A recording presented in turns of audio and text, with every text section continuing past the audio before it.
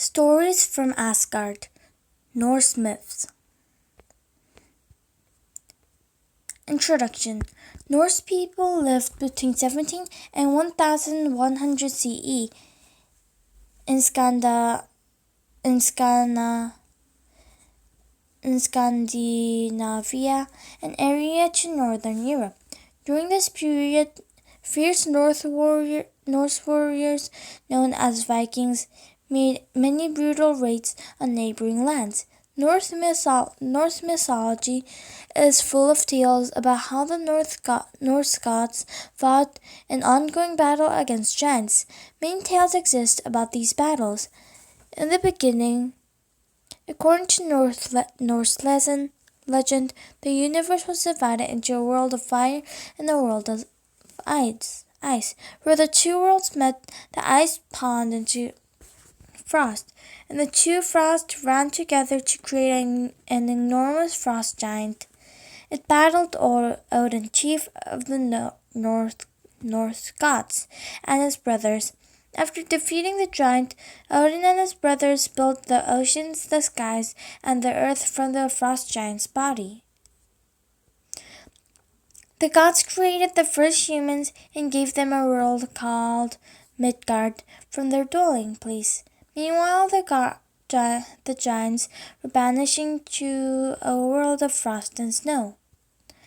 The gods themselves inhabited a sky world called Asgard. There were 9 worlds in total, all held in the roots of Yggdrasil, a great ash tree located on the center of the universe. After the slaying of the frost giant, a continual war raged between gods and giants. Tales of these battles of Odin and of the gods who were his companions, including the thunder god Thor and beautiful goddess Freya, and the trickster Loki, remain popular stories today. They are 3 of the best-known myths of the Norse gods of Asgard. Odin's search for wisdom. Odin prized wisdom above all things. One day he sent 4 of his 2 Rayans,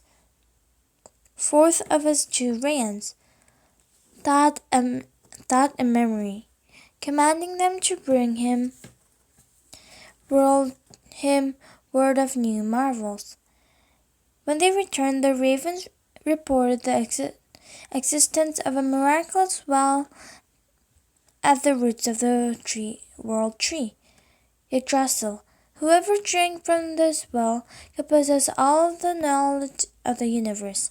A giant named Mimir, the raven said, guarded the well. The giant was cognizant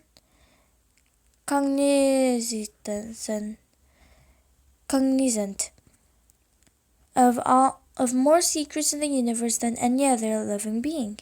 Odin had an unquenchable thirst of knowledge. He immediately determined to acquire the wisdom of the well for himself.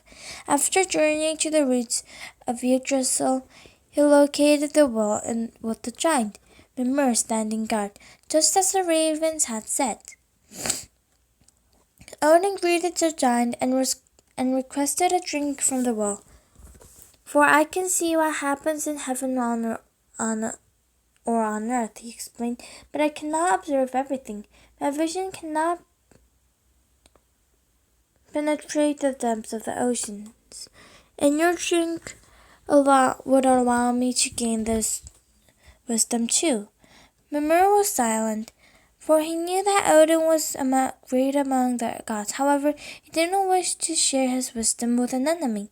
War rages between our humans, Odin, he said at last, and I fear the consequences should you become as wise and all-seeing as that.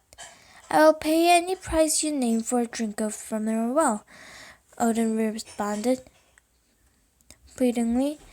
I will require a great price indeed for such a gift, the giant said, and his head sank to his knees as he thought.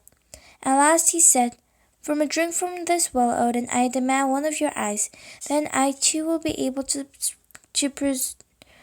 perceive the mysteries of heaven and of earth. In exchange for the wisdom you take from my well.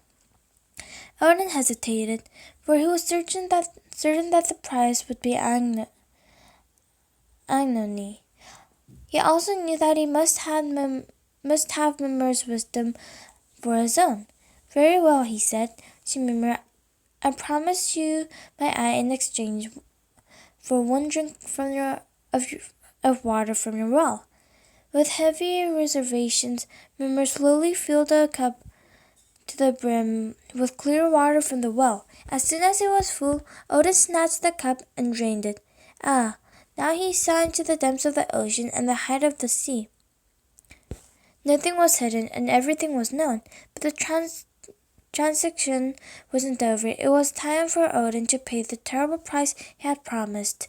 The god grasped the knife at his belt and summoned up his free resolve. Before he rode away, Odin surrendered one of his eyes at the bottom of Mimir's well. From that day forward, Odin pulled his hat down over his one-eyed face so that no one could recognize him. He became the wisest being in the entire universe, except for Mimir himself. The making of Thor's hammer. The trickster god Loki was infamous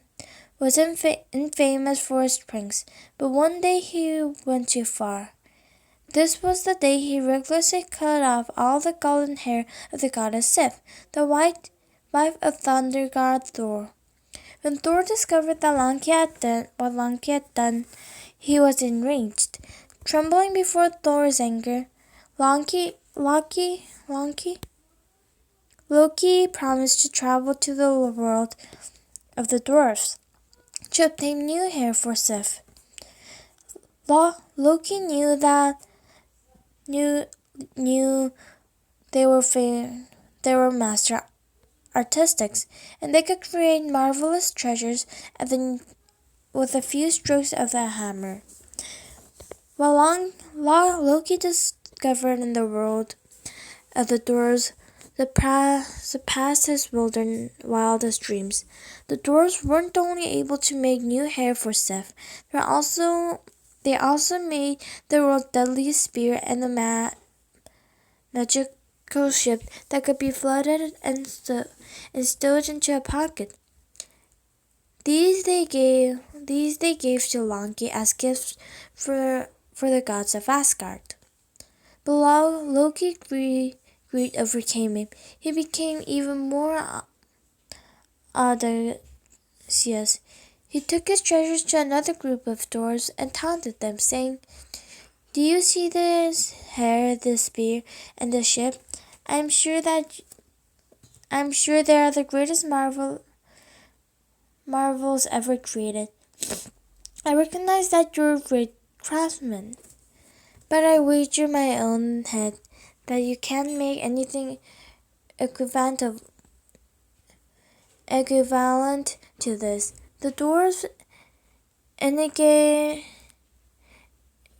indignant at Loki's seizing, immediately accepted the trickster's bet.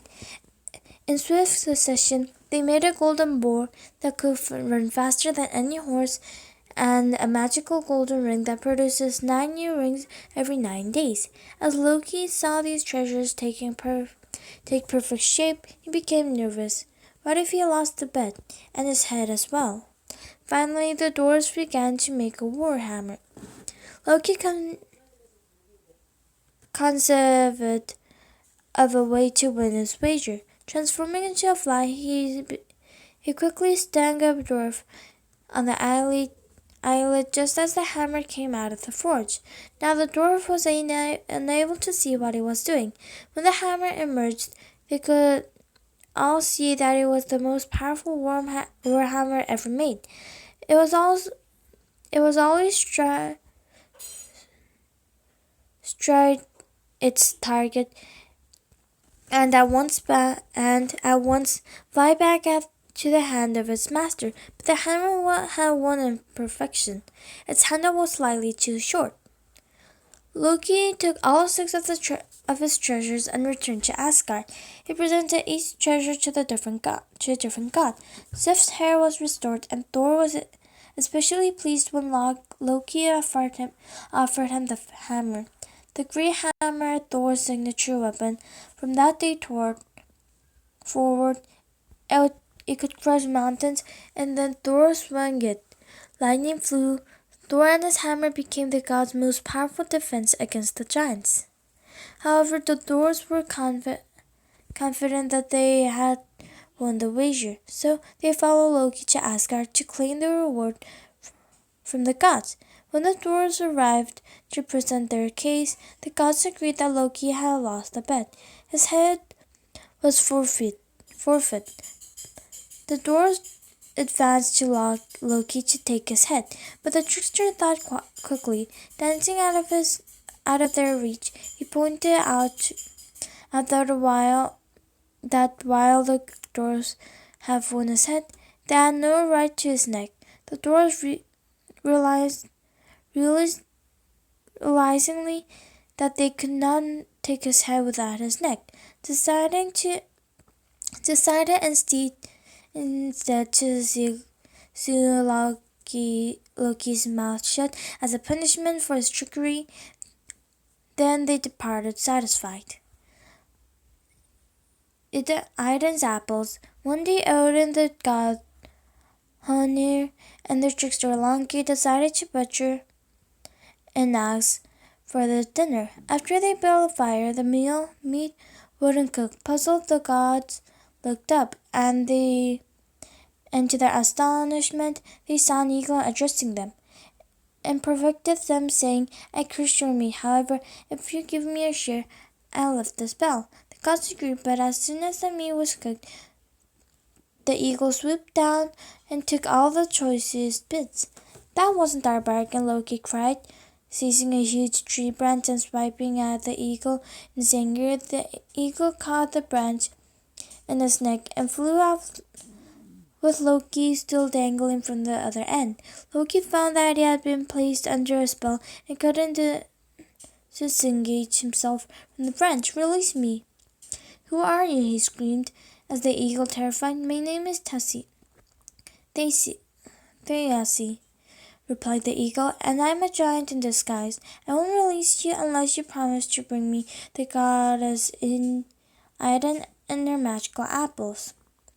Loki remained silent, for he knew that this would be nearly impossible. One of the god's greatest treasures was Idun's cask full of magical apples, and the Norse gods and goddesses each ate one of Idun's apples every day to ensure that they will remain young and beautiful. Seeing no alternative, Loki promised. When you return to Asgard, Loki eventually devised a plan to trick Idun. Loki told her about how he had discovered apples even more marvelous than hers. Loki shyly said he would show Idun where these other apples grew. He insisted that she must bring her own cask of apples so she could compare the two. Curious to see these new apples, Idun followed Loki out of Asgard. Immediately, the eagle swooped down, seized her, and carried her off to his mountain kingdom. When the gods discovered that she had last been leaving Asgard with Loki, they forced the trickster to tell them what he had done. As soon as Loki admitted an orchestrating Idun's kidnapping, the gods became infuriated. They commanded Loki to bring back Idun back to Asgard, threatening him to kill him if he failed. Loki knew that Tessa's lair was located deep in the mountains. Loki couldn't reach it on foot, so he borrowed a magical cloak of hawk feathers from Freya, the queen of the goddesses. transformed into a hawk, and flew to the mountains. He found Idun alone in the giant's house. Thinking quickly, he turned into a net. He turned Idun into a net and flew away, clenching her in his talons. When the giant returned home, he was enraged to discover Idun gone. Immediately, he transformed back into an eagle and pursued Loki in his flight. As Loki drew near Asgard, the other gods saw him flying desperately, with the eagle close behind. They stackled up blocks and kindly cantling around the outer walls. As Loki flew exhausted into the palace, the gods lit a fire. The eagle could not stop himself, flew directly into the wall of the flames and was killed. So the gods of Asgard remained their youth and defeated the giant. Conclusion: the Nordic people told many stories that illustrated the wisdom of Odin, the trickery of Loki, and the might of Thor. Many legends from the Norse mythology, like those told here, are tales of conflict between wars and giants. The giants represented the forces of darkness and winter. The gods battled them constantly to restore light, warmth, and growth. Eventually, this conflict culminated in a great battle. At its end, the gods were defeated and the cosmos, including the giants, were destroyed. However, it was reborn thereafter. Some of the gods survived and returned to remake the human race. Norse mythology impasses life as a circle. Death and destruction are opportunities to begin anew.